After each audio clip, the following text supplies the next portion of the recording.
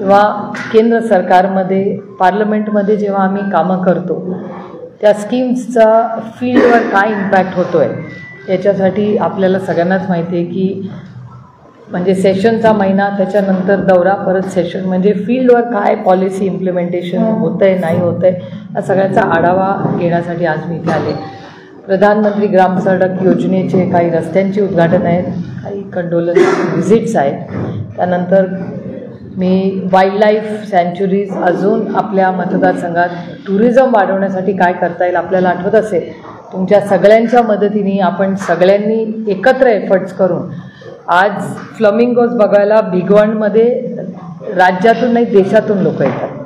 त्यामुळे खूप मोठा टुरिझम हब म्हणून आपण सगळे इंदापूरकडे बघताय. अजून इथे काय करता येईल टुरिझमसाठी याच्यासाठी आम्ही सगळेच प्रयत्न करतो आहे आणि काही तुमच्याही काही सूचना असतील तर जरूर तुम्ही सांगा. आपण सगळे एकत्र मिळून व्यवसाय म्हणजे MIDC, साखर कारखाने, शेती प्लस टुरिझम असं एक कॉम्बिनेशन करून इंदापूर तालुक्यात अजून काय चांगलं काम करता येईल याचा आढावा घेण्यासाठी आज मी आले.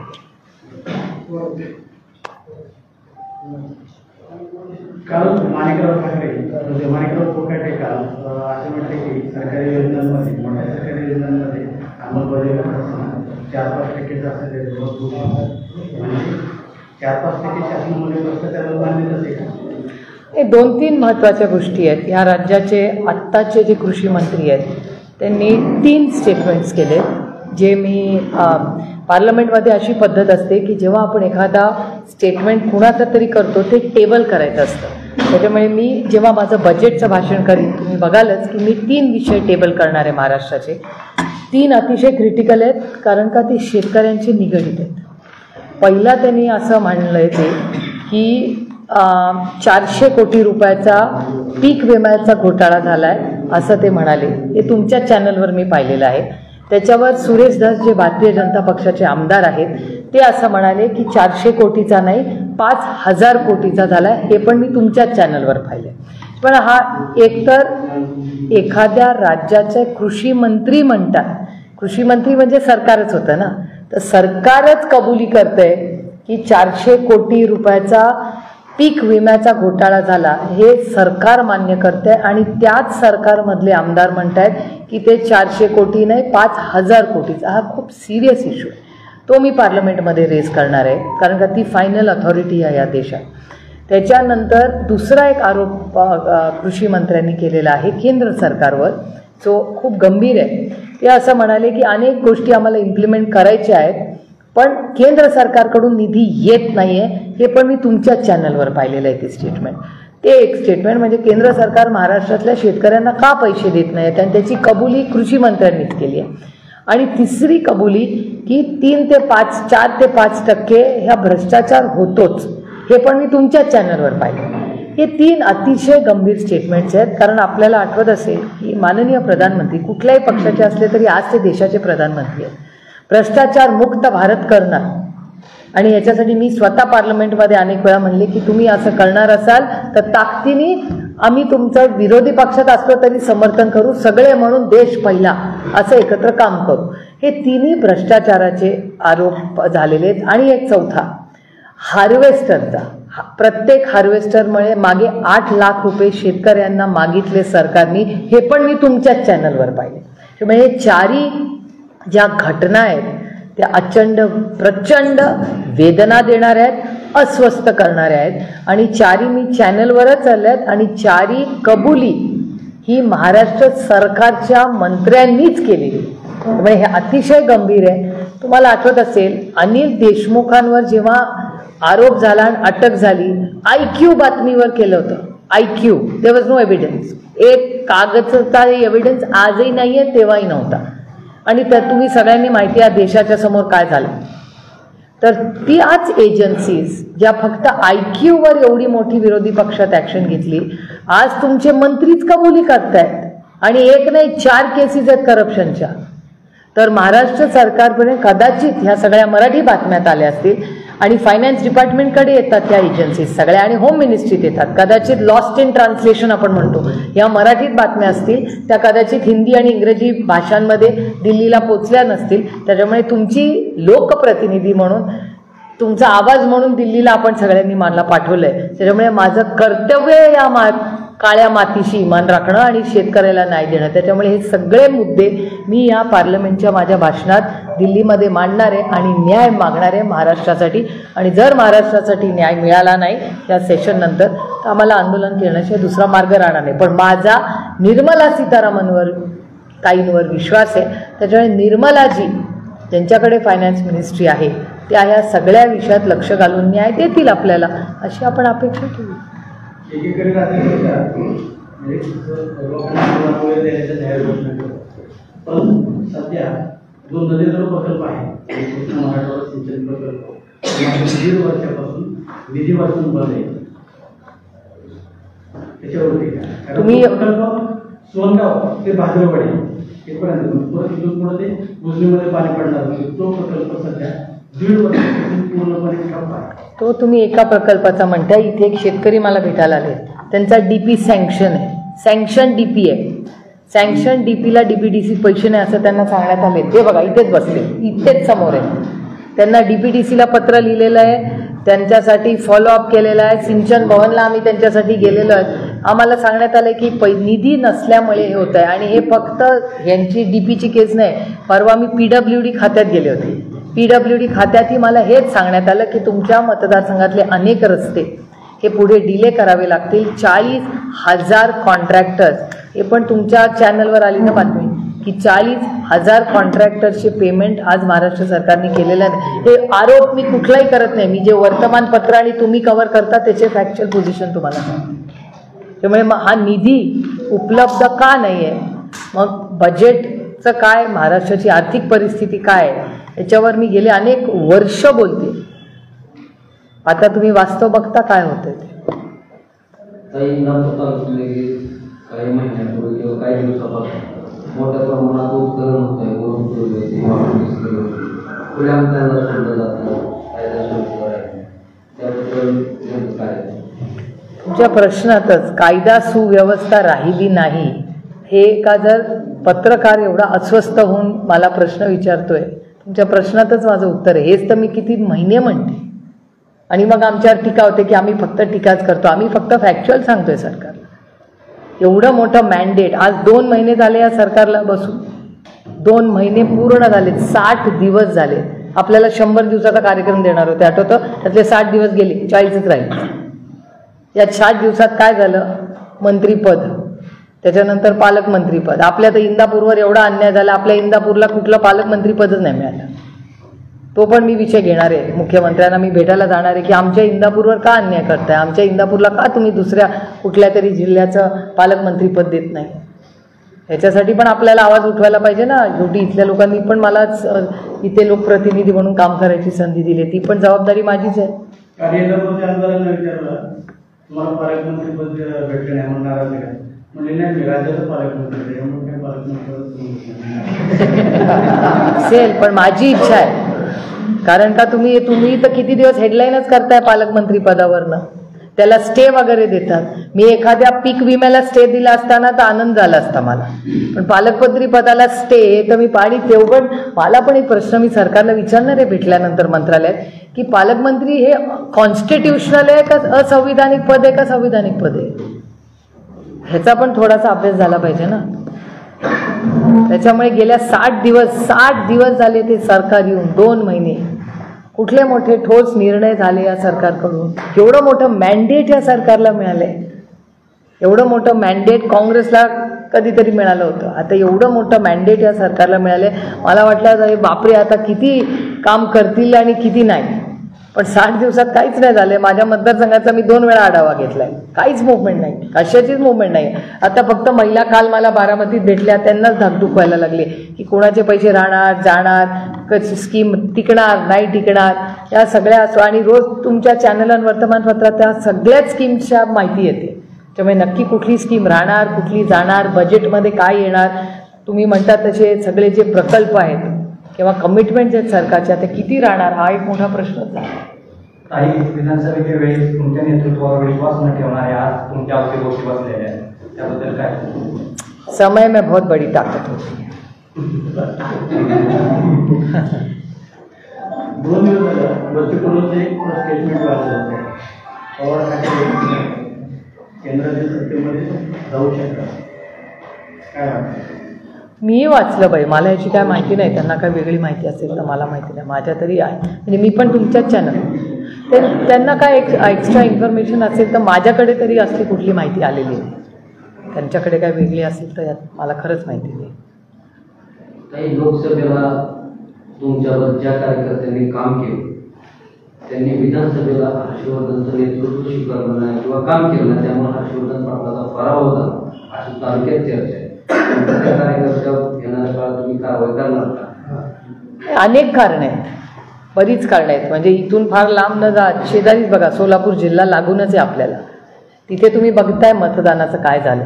त्याच्यामुळे मला स्वतःला वाटतं की अनेक बदल हे वोटर लिस्टमध्ये झालेले. मी कुणावर आरोप करत नाही, कारण का त्या डेटाचं काम माझं चालू आहे आता. पण तुम्ही बघता उत्तम जानकरांचं, जो माणूस निवडून आलाय त्यांनीच त्या यंत्रणेवर किती प्रश्न विचारलेले आहेत. त्याच्यामुळे मला स्वतःला या इलेक्शनमध्ये नक्की किती पारदर्शकता आली आहे हा एक मोठा प्रश्न, आरोप समाजात सातत्याने उभे राहत आहेत. ते मीडियामधून येत आहेत, ते लोकप्रतिनिधीतून येत आहेत. जे लीडमध्ये निवडून आले ते स्वतः मला सांगतायत स्वतः की आम्हालाही विश्वास बसत नाही की आम्ही इतक्या मतांनी निवडून आलो. जे हरले ते म्हणतात आम्हाला आमच्या गावातलीच मतं पडली नाहीत. जे निवडून आले ते पण ॲनालाइज करतायत की त्यांची मतं गेली कुठे. त्यामुळे हे सगळं जी प्रक्रिया आहे, कालच पुरंदरला होते काल दुपारी मी, तेव्हा व्हिडिओही माझ्याकडे असेल. तिथले एक गृहस्थ ते मला विचारतात लांबून, अरे सुप्रिया, चष्माला होता, सुप्रिया म्हटलं हो का? म्हटलं या मी तुम्हाला मतदान केलं होतं. म्हटलं मी तुम्हाला विधानसभेला पण मतदान केलं, आपली सीट गेलीच कशी, तुम्ही बंद करा. तो व्हिडिओ असेल नितीनकडे.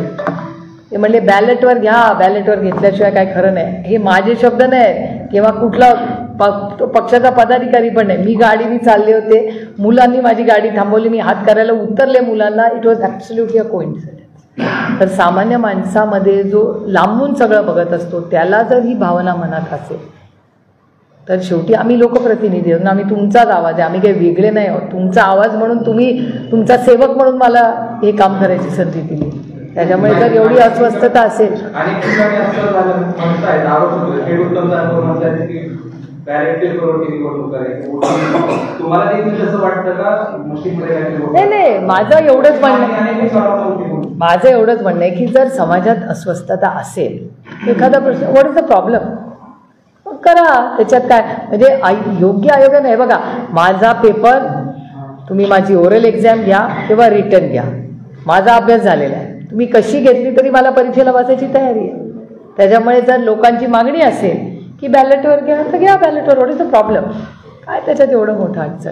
जर इंदापूरमध्ये अनेक मतदारांना असं म्हणणं आहे की इंदापूरमध्ये विषयाचा प्रॉब्लेम नाही झाला, शरद पवार आणि सुप्रिया न मानणाऱ्या कार्यकर्त्यांनी हर्षवर्धन पाटलाला उमेदवारी दिली म्हणून काम केलं नाही म्हणून त्यांचा पराभव झाला, असं त्यांचं म्हणणं आहे. असं मला नाही कोणी सांगितलेलं. आम्ही पक्षाचा आढावा घेतलाय, मीटिंग घेतली आहे. मला कुठल्याही ना मतदारांनी ना पदाधिकाऱ्यांनी हे येऊन सांगितले. मी तुमच्याचकडून पहिल्यांदा ऐकते, पण तुम्ही आता सांगितलंय मला, तर जरूर आमची पक्षाची मीटिंग होईल. त्याच्यात हे मी प्रश्न मला विचारला गेला प्रेसमध्ये, हे मी नक्की पक्षाच्या मीटिंगमध्ये चर्चेला आणीन विषय. पोलीस कस्टडीतून परंतु त्याच्यावर जामीन होण्याचा त्याचा मार्ग आता बंद झाला. मोखाला किती गॅरंटी नाही, परंतु त्याच्यावर 302 दाखल करून तो प्रमुख आरोप व्हावा यासाठी कोणी आवाज उठवतो. नाही, आम्ही सगळेच बोलतोय ना, पहिल्या दिवसापासून बोलतोय. हो, पण मग हा प्रश्न तुम्ही मला नाही विचारला पाहिजे, सत्तेतल्या लोकांना. मी विरोधी पक्षातले, मी रोज विचारतो. अहो, आम्ही रोज उठवतो, डेटा काढून बघा ना, आम्ही रोज उठवतो. पण यंत्रणेने काम करायला पाहिजे ना. जेव्हा सरकारमधले लोक येतात तेव्हा तुम्ही त्यांना विचारायला पाहिजे. सुप्रिया सुळे, जितेंद्र आव्हाड, रोहित पवार, संदीप क्षीरसागर, सोळंकी, आपले सुरेश धस, बजरंग अप्पा सोनवणे, आम्ही 7 जण आहोत. अंजलिताई दमानिया 8, अजून कोण राहिलं का, त्या नमिता मुंदडा 9, आम्ही 9 लोक असे महाराष्ट्रात आहोत आणि काँग्रेसचे लोक. हा ते संदीपचं घेतलं मी नाव. संदीपनी तर सुरूच केलं. संदीपचं नाव पहिलं. अभिमन्यू पवार बीजेपी 10 लोक आहोत आम्ही. आणि ते आम्ही सातत्याने आम्ही मांडतोय हा मुद्दा. माननीय मुख्यमंत्री दावोसला जायच्या आधी शब्द देऊन गेलेत राज्याला की आम्ही कोणालाही सोडणार नाही. आता 10 लोक सगळ्या पक्षाचे म्हणजे काँग्रेस, अजित पवार राष्ट्रवादी काँग्रेस, शरद पवार राष्ट्रवादी काँग्रेस, उद्धव ठाकरे शिवसेना, शिंदे साहेब स्वतः शिंदे सेना, त्याच्यानंतर भारतीय जनता पक्ष, 6 पक्ष राज्यातले एक मागणी करतायत सातत्याने. तुमच्याच चॅनलवर रोज सगळे बोलतायत. काय चर्चा होते परंतु अल्पिक सहानुभूती करून मुख्यार्थ करावा आणि 302 ही मागणी आता सध्या बॅकफुटला पडली. बॅकफुटला नाही, ती मागणी आहेच ना. पहिल्या दिवसापासून आम्ही मागतोय. पहिले 4 दिवस 8 दिवस ठीक आहे, पण आम्ही रोजच मागणी करतो. पण मागणी करणारा गलती नसतो, जो सत्तेमध्ये असतो, ज्याच्या हातात संधी आहे त्यांनी. हे प्रश्न देवेंद्र फडणवीसांनी याचं उत्तर दिलं पाहिजे. त्यांचा निर्णय हा, आमचा नाही. गुन्हेगार सत्तेमध्ये ते मी नाही, मी विरोधी पक्षात आहे. जाब तुम्ही सत्तेतला विचारायला पाहिजे. निर्णय कोण घेऊ शकतो, मी का देवेंद्र फडणवीस? लावून धरणं फक्त माझी जबाबदारी नाही. तुम्ही मतदान केलंय ना, त्यांना जाब विचारला पाहिजे तुम्ही. कारण का they have blood on their hands. उनके हात पे खून आहे. त्यांच्या हातावर रक्त आहे. त्यांना तुम्ही, आम्ही विरोधी पक्ष रोजच बोलतो, पण ज्याच्या हातात सत्ता कशाला आहे? मग सगळं जर विरोधी पक्षांनी करायचं, मग सत्ताधाऱ्याने मतं देऊन निवडून कशाला आले? मग याचा नाही होता ना. आम्ही रोजच बोलतो, तुम्ही रोज दाखवता. मग जे सगळं लोक, सगळे पत्रकार आणि आम्ही सगळ्या पक्षाचे लोक, आपण सगळे एका बाजूला आहोत खुनीच्या विरोधात. सरकार का खुनी लोकांना लपवते? असं काय एवढा मोठा कंट्रोल आहे या सरकारवर की सरकार निर्णय घेत नाही? हे प्रश्न तुम्ही सरकारला विचारायला पाहिजे. सरकारचं उत्तर आहे ना. मला अधिकार असतात तर मी कधीच निर्णय घेऊन टाकला असता. माझ्याकडे नाही ना अधिकार तो. तुम्ही लोकसभेला निवडून दिला असतं तर आम्ही केवढं केलं असतं आतापर्यंत. ही वेळच आली नसती तुमच्यावर. हल्ला झाला की बारामतीच्या ताई पुढे येतात, मग शाहरुख खानच्या मुलावरती काय झालं पुढे येतात, मग राजपूतच्या ह्याच्यावरती. ही लोकशाही हो, प्रत्येकाला बोलायचा अधिकार आहे. शरद पवार, अजित पवार यांच्या मतदार अडचण मला नाही माहिती बाबा. असेल मला का, मी सकाळपासून इथेच आहे. मी सकाळी 7:30 वाजता माझ्या घरातून बारामतीतून कार्यक्रम करत इथे आले. विचारा, आम्ही सगळी गाडीतच आहे. मी 7:30ला बारामतीचे कार्यक्रम केले. नंतर 9ला का 9:30ला 10ला इथे इंदापूरला आले. तेव्हापासून आम्ही एकत्रच आहे. इथली कामं बघत, कोण कुठे भेटतं, काय करतं इथे माहिती ना. मला यांची काळजी आहे, मला यांचा प्रश्न सोडवायचा आहे. परभणी आणि बीडमध्ये ज्या घटना झाल्या त्या अतिशय वेदना देणाऱ्या आहेत. सरकार कुणाचंही असू दे, काही गोष्टी राजकारण सोडून माणुसकीच्या नात्याने करायच्याच असतात. कुणाचंही सरकार इसमे नो कॉम्प्रोमाइज. अहो, त्या मुलांची भाषणं बघा.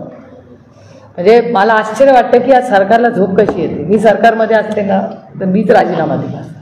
ॲक्च्युली काहीतरी नैतिकता असते की नाही. त्या मुलांचे अश्रू, ज्या मुलांनी हसणे खेळणे के दिने, उसाचा रस करत, टाइमपास करत, सायकलीनी शाळा कॉलेजला जाऊन 10वीची परीक्षा देणारी मुलं आज वडिलांच्यासाठी मोर्चांमध्ये भाषणं करतायत. किती अस्वस्थ करणारी गोष्ट आहे. परभणीला मी गेले होते, त्या आईचे अश्रू अनावर होते. ते दोघं भाऊ असे थरथर कापत होते तेव्हा ती घटना मला सांगत होते. तेव्हा इतके आपण असंवेदनशील सरकार झाले की राजकारण इतक्या लेवलला जा की तुम्ही निर्णय पण घेणार नाही. पुण्यामध्ये पत्नीकडून पतीचा खून करून व्हिडिओ करण्यात आला. कुठला तो खून ना, आता पतीकडून पत्नीचा प्रॉपर्टी आणि चारित्र्याच्या संशयावरून खून केला आणि त्याचा व्हिडिओ सोशल मीडियावरून व्हायरल. हो, आता मला आपले हो ते आपले खरे आहेत ना, आपले झीचे भोरला असतात पुण्याला, त्यांनी मला एक व्हिडिओ पाठवला की तो उघडलाच नाही. कारण का त्याच्यात ती बाई आणि ते रक्त दिसत होतं. मी नाही हिंमत करून उघडलं.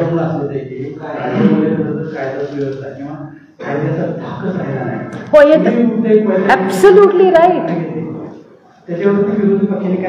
तुमचं अगदी बरोबर आहे. मी जेव्हा जेव्हा ह्याच्याबद्दल बोलते माझ्यावर उलटे आरोप होतात की ह्या सारखंच बोलतात सरकारच्या विरोधात. मी आत्ता म्हणत आहे, मी गेले 2 वर्ष बाय डेटा सांगते की आज हे दुर्दैव आहे की सारखंच. तुम्हाला आठवतंय पोलिसनी आपली गाडी थांबवली की आपण घाबरून थांबायचो की बाबा नो रिस्क. तेव्हा कुठलाही कॅमेरा नव्हता. तरी धाक होता की नाही त्या वर्दीचा. आपण सगळे लहानाचे मोठे होत होते. आता कोण आहे जाऊन सगळं पोलीसची कॉलर धरतात. हिंमतच कशी होते. धाकच भीतीच राहिली नाही का लोकांना. एवढा कॅमेरा आहे, हा मोबाईलचा कॅमेरा असतो तरी या वर्दीची का कशाची भीती नाही राहिली या देशामध्ये. ही चिंताजनक नाही आहे. मी हे सरकार आल्यावर 15 दिवस 1 महिन्यात क्राईमचा डेटा वाढल्यावर मी महाराष्ट्राच्या माननीय मुख्यमंत्र्यांना विनंती केली की बीडची घटना झाली आहे, त्याची परभणीची घटना झाली आहे, एवढी अस्वस्थता देशात, एक ऑल पार्टी मीटिंग बोलवा, कधीतरी राजकारण बाजूला ठेवून महाराष्ट्रासाठी सगळे एकत्र ॲटलिस्ट हे जे अस्वस्थता आहे ती शांत करण्याची गरज आहे. मला सांगा, दावोसला गेले, जर अशा रोज इन्व्हेस्टमेंटच्या इथे खून आणि हे एक्स्टॉर्शन सुरू झालं तर इन्व्हेस्टमेंटला चांगलं आहे काय वातावरण मला सांग. दुसऱ्या कुठल्या राज्यातून ऐकू येतं का असं एक्स्टॉर्शन. महाराष्ट्रात पहिल्यांदा असं झालं असेल की extortion, it is just shocking. का आपण हे सगळं सहन केलं आणि ह्याच्यावर का नाही ॲक्शन झाली. 40 दिवस आणि फक्त मी सांगते ना, महाराष्ट्राच्या मीडियाचे कितीही आभार मानले तरी कमीच आहे. ज्या माणुसकीने तुम्ही रिपोर्टिंग करताय, जो रिपोर्टर बीडला जाऊन आलाय ना तो ढसाढसा येऊन रडलाय. ढसाढसा म्हणजे ते म्हणलं ताई असहाय्य होतं आणि चॅनल्सवर रडलेले आहेत. आठवत असेल तुम्ही त्या मुलाचा वाढदिवस होता तेव्हा NDTने एक स्टोरी केली होती. आठवतं तुम्हाला. He could not control his emotions. भयानक आहे ती परिस्थिती. आणि ही वैयक्तिक लढाई नाहीच आहे आमची कुणाशी. आमची त्या प्रवृत्तीच्या विरोधात. जर बीडमधल्या महिलेला घराच्या बाहेर जाताना भीती वाटत असेल, ही लाजिरवाणी गोष्ट नाही आहे आपल्यासाठी. आपण मुलींना एनकरेज करतो की मुलीच्या तुम्ही मुलगा आणि मुलगी समान आहात. हो, मी रात्री फिरत असते, रात्री तिथून निघते कोल्हापूर. मी कधी विचार पण करत नाही महाराष्ट्रात फिरताना मला कधीही भीती वाटत नाही. पण मी जेव्हा दिल्लीत फिरते तेव्हा मला भीती वाटते. अरे गुडगाव जाना आहे, अरे नको नको. एक सायकोलॉजिकली आहे. इथे काय धडा घुमो काय वाटत नाही. रात्री 11 वाजता निघालं मुंबईवरनं, 2 वाजता बारामतीला आलं, मनात पण येत नाही की भीती वाटते की आपल्याला कोण काय. नथिंग. एवढा महाराष्ट्राच्या पोलिसांवर माझा विश्वास आहे, अजूनही आहे. पण काहीतरी मिस होतं याच्यात, काय चुकतं ह्याच्यासाठीच तर आपण सगळ्यांनी एकत्र येऊन काहीतरी राज्यासाठी केलं पाहिजे ना. आणि ह्याच्यासाठी ॲक्शन्स पण झाले पाहिजे. तुम्ही म्हणता ते बरोबर आहे. गुन्हे का दाखल होत नाही, का ॲक्शन घेतली. तो व्हिडिओ तुमच्याच चॅनलवर मी पाहिला परवाचा. ते कुठल्या तरी हॉटेल का कशा तरी 1, 2, 3 असे जात आहेत सगळे. असा कसा होऊ शकता. खरं तर गुन्हेगिरी पोचायला किंवा गुन्हेगिरी वाढायला राज्यकर्तेच जबाबदारी असं वाटत नाही का. मान्य, पूर्णपणे मान्य. त्यांना प्रोटेक्शन देणं हेच चुकीचं आहे. आणि जर जेव्हा तो पकडला जातो त्याला 0 टॉलरन्स दाखवला गेला पाहिजे. तो टॉलरन्स दाखवला तरच पुढे सुधारणा होईल. कोणीही प्रोटेक्ट करू नये या मताची मी आहे. जबाबदार राजकारण हो, मान्य करते ना मी, पूर्णपणे मान्य. Absolutely right you are. त्याच्यात यांनीच सगळ्यांनी मिळूनच, म्हणून तर ऑल पार्टी मीटिंग पाहिजे.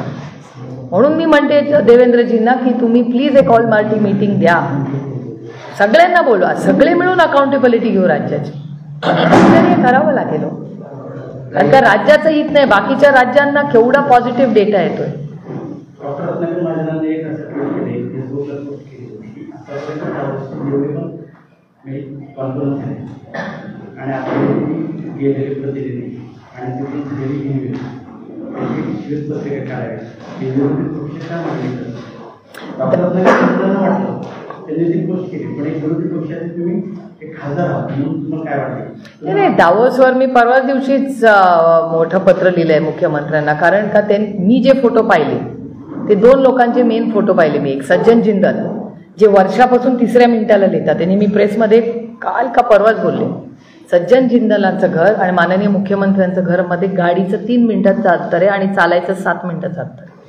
आणि अमित कल्याणी जे पुण्याला राहतात, अनेक वेळा माननीय मुख्यमंत्री पुण्याला येतात. मागच्याच आठवड्यात लग्नासाठी आले होते, अनेक विकास कार्यक्रमात पुण्याला ते येतातच मुख्यमंत्री. आणि अमित कल्याणी मुंबईला खूप वेळा जातात. तर सज्जन जिंदल आणि अमित कल्याणींची सही करण्यासाठी दावोसला जायची गरजच नव्हती. पण त्याच्याहून जास्ती अस्वस्थ करणारी गोष्ट कुठली होती माहिती का. मला उदय सामंतकडून माझ्या अपेक्षा जास्त आहेत. मी उदयवर टीका करत नाही, कारण का उससे मैं ज्यादा उम्मीद थी. मला कधीच वाटलं नाही की उदय सामंत असं करतील.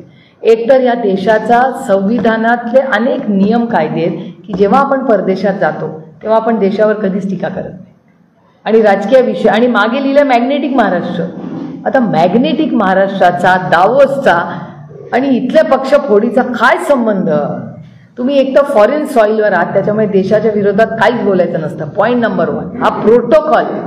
आणि दुसरी गोष्ट की मॅग्नेटिक महाराष्ट्राचा तुमचं सरकार एवढं, दिल्लीमध्ये सरकार, गल्लीमध्ये सरकार, तुमचं एवढी मोठी मॅन्डेट असताना म्हणजे ह्या सगळ्यांनी उद्धवजींचं नेतृत्व मान्य करूनच सरकार आणलं. तुम्ही सरकारमध्ये बघ, एवढा मोठा मॅन्डेट आहे त्यांना, तरी तिथे मॅग्नेटिक महाराष्ट्रामध्ये फोडाफोडी. त्यांनी काय मॅग्नेटिक महाराष्ट्र होणार आहे का? काय मॅग्नेट होणार आहे का? त्याच्याऐवजी जे एक्स्टॉर्शन बंद झालं ना, तर ते महाराष्ट्र जास्ती मॅग्नेटिक वाचेल हे पक्ष फोडण्यापेक्षा. त्याच्यामुळे इंडस्ट्रीला काय आवडतं? इंडस्ट्रीला रेड कार्पेट, स्टेबिलिटी पाहिजे. त्यांना 2 महिने 60 दिवस झाले, कुठला मोठे निर्णय झाले. मध्ये मी देवेंद्रजींबद्दल चांगलं बोलले, सगळ्यांना वाटलं ह्या कशा काय चांगलं बोलायला लागला, कारण काय तिचा फॅक्ट एकच माणूस आहे, तो काम करतो 60 दिवस झाले. आणि गमतीचा भाग आहे, मी आणि अमोल कोल्हेंनी अनेक मंत्र्यांच्या वेळी मागितले, नॉट अवेलेबल इन मंत्रालय. कुठले दिवस तुम्ही असाल? कॅबिनेटचे एकच दिवस येतात सगळे. तर मी आणि अमोल दादांना का भेटायचं होतं की पार्लमेंटला जायच्या आधी आम्हाला काही विषय घ्यायचे होते, की आम्हाला दिल्लीला फॉलोअप करायला काय विषय तुम्ही आम्हाला सांगा, त्याप्रमाणे आम्ही नियोजन करू, दिल्लीला मंत्र्यांकडे जाऊन फॉलोअप करू. ह्याच्यासाठीच तर आम्हाला निवडून दिले ना, पार्लमेंटमध्ये जाऊन फॉलोअप करायला राज्याच्या कामांचा. कशाचा? त्यांनाच माहिती काय करताय ते. माझं म्हणणं आहे पारदर्शकपणे फास्ट ट्रॅक कोर्टमध्ये परभणी आणि बीडच्या केसेस या पारदर्शकपणे झाल्या पाहिजेत. आणि तुमचं पण मी कौतुक करते, काय काय तुम्ही ते फिल्म्स दाखवतात, त्यांचं इथे घर, ह्याच्या नावावर घर, गार्ड, ड्रायव्हर, हे ओ माय गॉड, मला असं चक्कर येऊन बघते थोड्या वेळाने की हो क्या आहे. त्याची सगळी जी PDFच आहे सगळी, त्यामुळे त्याच्यातूनच ह्या गोष्टी सगळ्या बाहेर आल्या ना. पीक विमा त्याच्यातूनच आला, हार्वेस्टर त्याच्यातूनच आलं, इलिगल प्रॉपर्टीज आल्या. आणि माझा एकच प्रश्न आहे की हे सगळे आरोप ऑन डेटा आहेत. अनिल देशमुख, छगन भुजबळ साहेब, संजय राऊत साहेब, नवाब मलिक, ह्यांच्या सगळ्यांवर आईस, मी किती वर्ष आईस बोलते, बच्चा इस राज्य में अभी आईस जानता. इन्कम टॅक्स, CBI, ED केवढ्या झाल्या. त्यांच्या कुटुंबाचं दुःख कोणी पाहिलं? मी पाहिलं. त्यांची नातवंड, मुलं शाळा कॉलेजमध्ये जाताना काय वेदना त्या भुजबळ साहेबांच्या कुटुंबांना नातवंड झाल्यात ना, कधी विचारून बघा त्यांच्या घरातल्या महिलांना. देशमुख साहेबांची नातवंड कशातून गेली, संजय राऊत साहेबांच्या आई आणि मुलींचं दुःख विचारा कधीतरी. नवाबाईंची फॅमिली कशातून गेली, कधीतरी कोणीतरी त्याचा विचार केला पाहिजे ज्यांनी त्यांच्यावर आरोप केले. आणि आज इथे उघड सगळं आहे, डेटा आहे. आणि आम्ही विरोधात फक्त आरोप करत नाही, सत्तेमधले सगळे पक्ष करताय. म्हणजे शिंदे साहेबांचा पक्ष करतोय, अजित पवारांचा पक्ष करतोय आणि BJP पण करते, तरी काहीच होत नाही. अहो, कुठल्या सिस्टमवर विश्वास ठेवायचा? म्हणून हे सगळे इश्यूज मी पार्लमेंटमध्ये फेस करणार. पीक विम्याची जो भ्रष्टाचार आहे ती घटना पुढे येत असताना लाडकी बहीण योजना महाराष्ट्रामध्ये झाली, पण लाडकी बहीण योजनेचे नियम आपली असणार देखील मुंबईत अशा काही घटना पुढे आल्या की ज्या बांगलादेशी महिलांनी त्या लाडकी बहीण योजनेचा लाभ घेतला. काय बोलताय? असा आलाय डेटा आता बाहेर.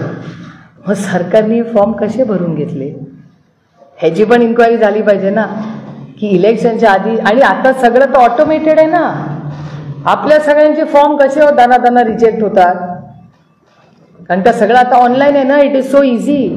मग तेव्हा कसे काय फॉर्म भरले गेले, तेव्हा कसे भरले गेले आणि आता कसे रिजेक्ट झाले? कुठली यंत्रणा होती? तीच ते यंत्रणा नाही, ऑपरेटर तेच आहेत ना भरणारे, आणि तेच सरकार आहे ना. तेव्हा पण तेच सरकार होतं, आता पण तेच सरकार आहे. मग असं काय घडलं 3 महिन्या 4 महिन्यामध्ये की सडनली पारदर्शकता आली, आणि मग तेव्हा का नाही मग पारदर्शकता होती? ह्याचं उत्तर सरकारला द्यावं लागेल. कशाची? हे बघा, ह्या सरकारचं अनेक वेळा आपण स्टेटमेंट तुमच्याच चॅनलवरच पाहिली आहेत मी सगळे, की त्यांना जेव्हा स्कीम बंद करायची असते ना, मग ते म्हणतात गले की हड्डी आहे, नाही तर म्हणतात हे इलेक्शन का जुमला था.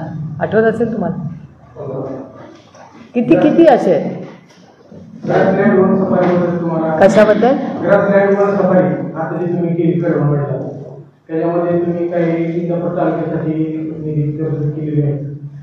नाही, एकतर मी पहिल्यांदा नाही, मी अनेक वेळा आले. महाविकास आघाडीच्या काळातली ही स्कीम आहे, त्याच्यामुळे त्या काळात हे काम सुरू झालं होतं. तेव्हा बर्डे मामा फॉरेस्ट डिपार्टमेंटचे मंत्री होते, आपल्याला आठवत असेल. त्यामुळे महाविकास आघाडीच्या काळात हे काम सुरू झालंय. आणि आज ते पूर्ण होऊन लोक पर्यटक तिथे येत आहेत, याचा मला मनापासून आनंद आहे.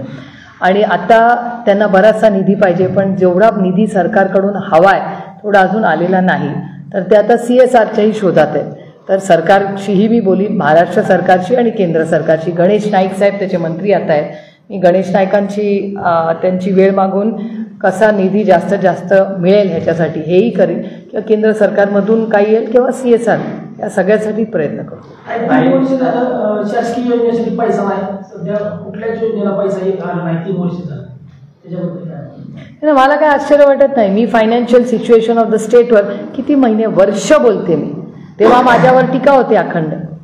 मी पार्लमेंटमध्ये बजेटवर दरवर्षी मीच बोलते, केंद्रामधल्या पण. आणि मी नेहमी ज्याला अनेक वेळा FRBM ॲक्ट, ज्याला फिस्कल डेफिसिट मॅनेजमेंट ॲक्ट म्हणतात, महाराष्ट्राचं लोन, त्याला भरणारा इंटरेस्ट, महाराष्ट्रात असलेले पैसे, या सगळ्याबद्दल मी अनेक वेळा भाष्य केलेलं आहे. आणि जेव्हा जेव्हा मी डेटा वाईज नंबर दिला आहे महाराष्ट्र सरकारने तो खोडून काढला. लाडकी बहीण योजनेमुळे त्याच्यावरती सरकारवरती लोड आल्यानंतर ह्या योजना बंद पडायच्या, का DPTCचे पैसे अनेक ठिकाणी काढले, ते मी म्हणत नाही, तुम्ही पण तेच म्हणताय. म्हणजे मी अशी कुठलीही वेगळी गोष्ट किंवा आरोप करत नाही जो मीडियामध्ये आलेला नाही. आणि डेटा तर खोटं बोलू शकत नाही. हो, मी एक वेळ बोलू शकते, पण डेटा बोलू शकतो का? तुम्ही मला विरोधक म्हणून म्हणा की सुप्रिया सुळेंची माहिती चुकी, पण डेटा तर सरकारचाच आहे ना, तो काय माझा काल्पनिक डेटा नाही आहे. त्यामुळे आम्ही सरकारला हेच सांगत आलो आहे, फिस्कल डेफिसिट जे आहे आज सरकारचं, फिस्कल डेफिसिट म्हणजे काय, आलेले पैसे आणि आलेला खर्च, त्याच्यातली जी गॅप असते त्याला फिस्कल डेफिसिट म्हणतात. आणि त्याचं मॅनेजमेंट करण्यासाठीच सरकार असतं ना. MSP मिळतो का? MSP मिनिमम सपोर्ट प्राईससाठी किती लढत आहेत शेतकरी. आता एवढा सगळा खटाटोप झाल्यामुळे थोडासा आता साखरेचा एक्सपोर्ट अलाव केला आहे. कांद्याचे शेतकरी किती रडत आहेत मला सांगा. लोकसभेपासूनच्या आधीपासून माझं 2 वर्ष झालं पियुष गोयलांची रोज लढाई होते माझी पार्लमेंटमध्ये कांद्याबद्दल. कांदा, सोयाबीन, कपास, दूध, दुधाची सबसिडी वेळेवर येते का? लोक काय म्हणतात, दुधाचा भाव वाढून द्या, आम्हाला नुसती सबसिडी नको. खताच्या भावाची काय परिस्थिती आहे, आणि ते पण वेळेवर येतं का? तुटवता आहे की नाही आज खताचा देशामध्ये, राज्यामध्ये तर आहेच. त्यामुळे खूप चॅलेंजेस आहेत. त्याच्यातून पीक विमा 1 रुपयात दिला. आता तो तुमच्या चॅनलनी सगळ्यांनी रिपोर्ट केलं, वर्तमानपत्रात आले, किती स्कीम विड्रॉ करतात. आणि त्याच्यात एक जण म्हणतं सरकारचं 400 कोटी म्हणतं, दुसरं म्हणतं 5000 कोटी रुपयाचा घोटाळा झाला. आणि IQ मंत्री म्हणताय, आमच्या देशमुख साहेबांवर तर IQवर डायरेक्ट जेलमध्ये टाकलं वर्षभर. इथे डेटा सरकार सांगतंय. ह्याच्यापेक्षा अजून काय भयानक असू शकतं मला सांगावं. शेतकऱ्याला पण सोडलं नाही या लोकांनी, काय बोलायचं. कोणावर? स्वयंपालिकांवरती चाकू हल्ला झाला, त्यातला नेमका आरोपी कोण आहे तो अद्याप पण एकदम क्लिअर पर्सन झालेला नाहीये. म्हणजे जो आरोपी मिळालाय त्याचा फेस डिटेक्ट होत नाहीये, ते चालू आहे. हे असताना आणखी मुंबईतील 3 बड्या कलाकारांना मेल आले, ज्याच्यामध्ये राजपाल यादव, सुगंधा मिश्रा आणि रेणू डिसूजा यांना धमकी दिला आहे. मगाशी हे म्हणले ते अगदी बरोबर आहे की ही भावना अशी आहे की वर्दीची भीतीच राहिली नाही कोणाला. हे अतिशय चिंताजनक आहे. म्हणून मी देवेंद्रजींना विनंती करते, आल्या आल्या ऑल पार्टी मीटिंग लावा. आपण सगळ्यांनी मिळून महाराष्ट्राची जी परिस्थिती आहे ही फार चांगली नाही. सारखे आता ह्या तुम्ही म्हणला तो खून, टाकू, मग ते दुसरं काय कोयता गँग पुण्याची, पुण्यात तर क्राईम वाढलं. माझ्या स्वतःच्या लोकसभा मतदारसंघाचा डेटा मी सांगते. पेटी ज्याला आपण म्हणतो, थेफ्ट ज्याला इंग्रजीमध्ये म्हणतात, म्हणजे चेन स्नॅचिंग, पाकिट, सारा, ह्या सगळ्या गोष्टी वाढल्या आहेत की नाही आधीपेक्षा. या कधी वाढतात?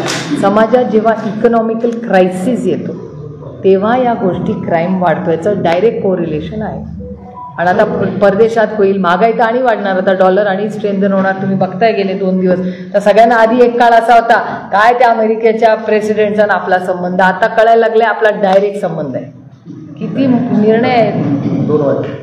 स्वयंपालिकांवरती हल्ला झाला बघताना त्याची बातमी जी की पूर्ण देशभर झाली आणि खूप मोठे यामध्ये चर्चा झाली. राजकारणी, सत्ताधारी, विरोधक दोघांनी यावरती प्रतिक्रिया दिल्या. ज्यावेळी स्वयंपालिकांना डिस्चार्ज दिला गेला त्यावेळी असं वाटत होतं की स्वयंपालिका खूप मोठा गंभीर आहे. डॉक्टरांनी सांगितलं होतं की 7 तास त्याच्यावर शस्त्रक्रिया झाली. पण असं चित्र पाहिल्यामुळे की स्वयंपालिकांना ज्यावेळेस डिस्चार्ज सोडला त्यावेळेस ते एखाद्या शूटला जाईल जाऊन असं काही फार मोठी घटना घडलीच नाही म्हटलं. यावर अद्यापर्यंत किती गर्दी घटना झाली याचं स्पष्टीकरण ना पोलिसांकडून आले ना यंत्रणेकडून आले.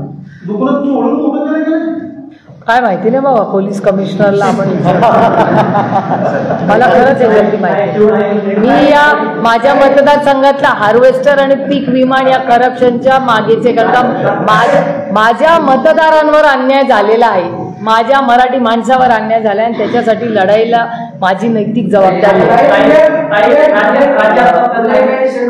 ₹59 रुग्ण आढळलेले आहेत, त्याच्यातील 12 रुग्ण व्हेंटिलेटरवरती आहेत. आरोग्य विभाग किंवा सरकार घटनेकडे गांभीर्याने बघत नाहीये का? नाही, काल क्लॅरिटी काहीतरी माहिती येते आहे सरकारकडून हळूहळू.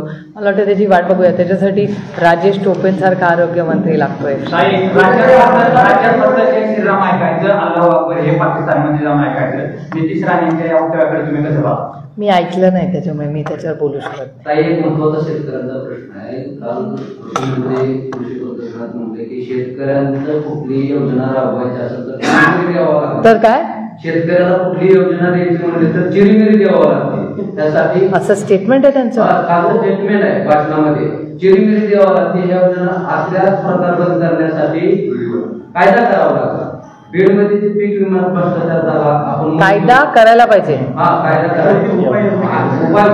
तर बीडमध्ये जे कृषी विमा भ्रष्टाचार झाला म्हणतात, तसा आपल्या पुणे जिल्ह्यात अनेक तालुक्यात अतिवृष्टीमध्ये ज्या शेतकऱ्याचं नुकसान झालं त्याला फायदा दिला गेला नाही, ज्याचं नुकसान झालं अशा शेतकऱ्याला अधिकारी, विमा कंपनीचे कर्मचारी किंवा विमा कंपनी नागरिक देतो फायदा दिला.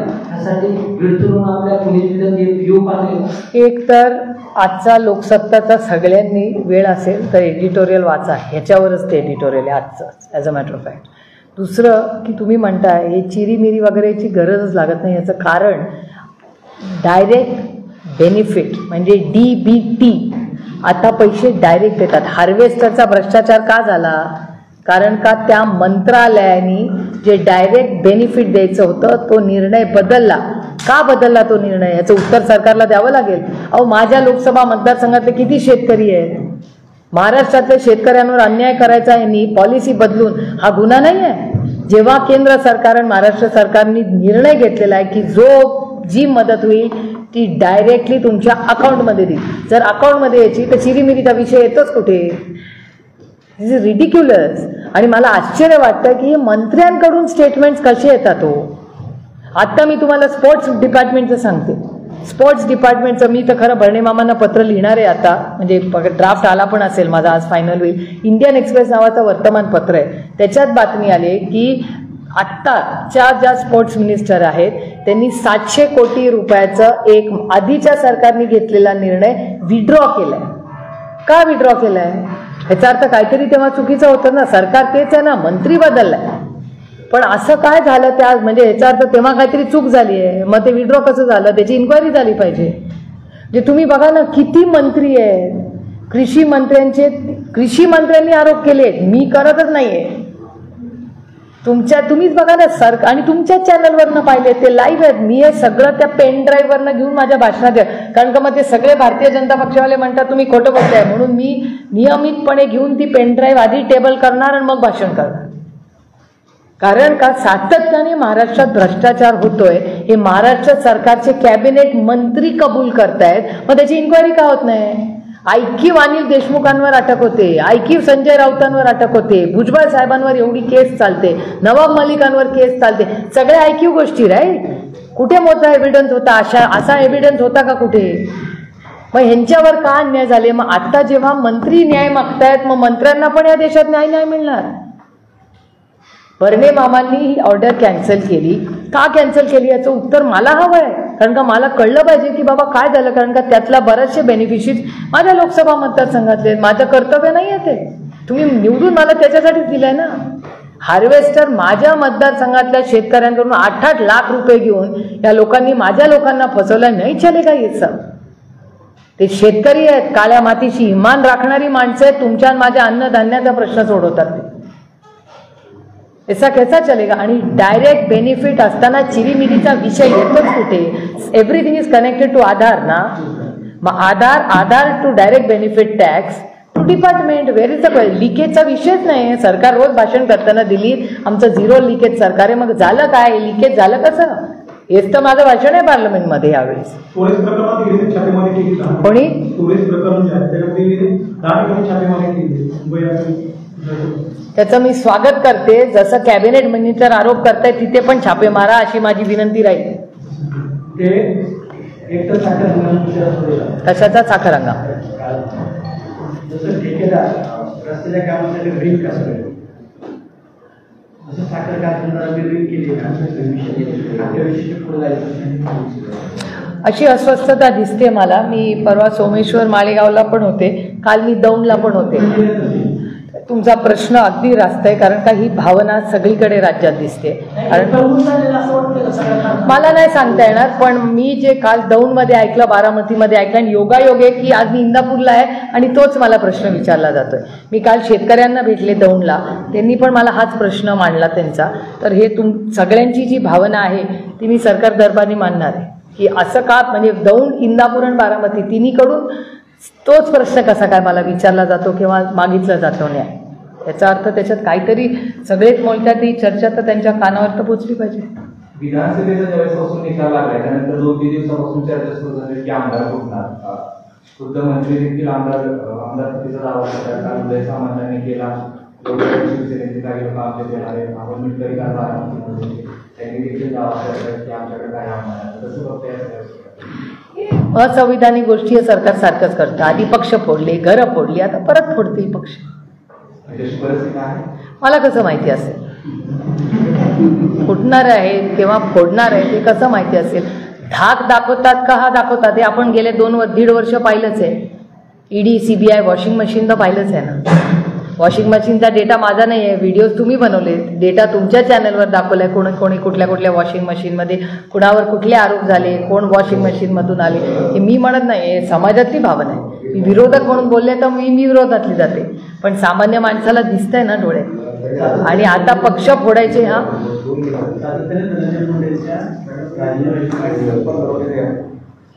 मी पहिल्या दिवसापासून म्हणते काही गोष्टी नैतिकतेने करायच्या असतात. नैतिकता, मी आज त्यांच्याबरोबर असते ना तर मी नैतिकतेवर दिला असता. कारण का आपण ज्या यंत्रणेत काम करतो, ज्या संघटनेत काम करतो, तिथे नैतिकता ही असलीच पाहिजे. आम्ही लोकप्रतिनिधी आहोत, तुमची सेवा करण्यासाठी आलो होतो.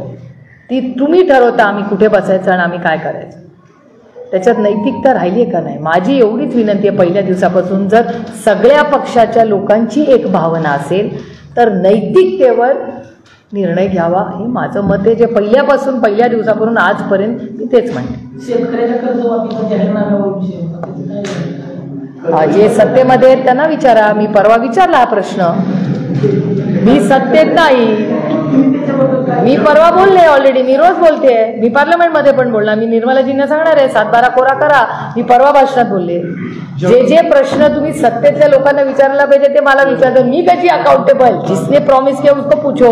आमचं सरकार असताना तर आतापर्यंत 60 दिवसात 7-12 कोरा करून आमच्या महिलेला 3,000 रुपये देऊन आम्ही मोकळे राहून सुजलाम सुफलाम झालं असतं राज्य. आता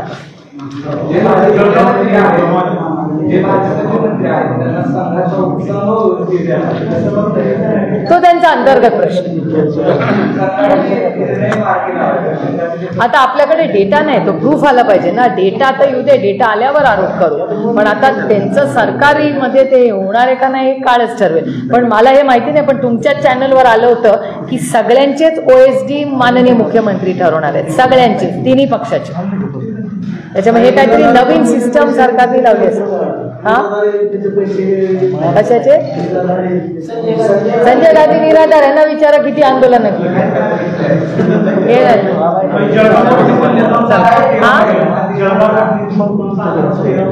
हो, कालची फारच सॅड स्टोरी.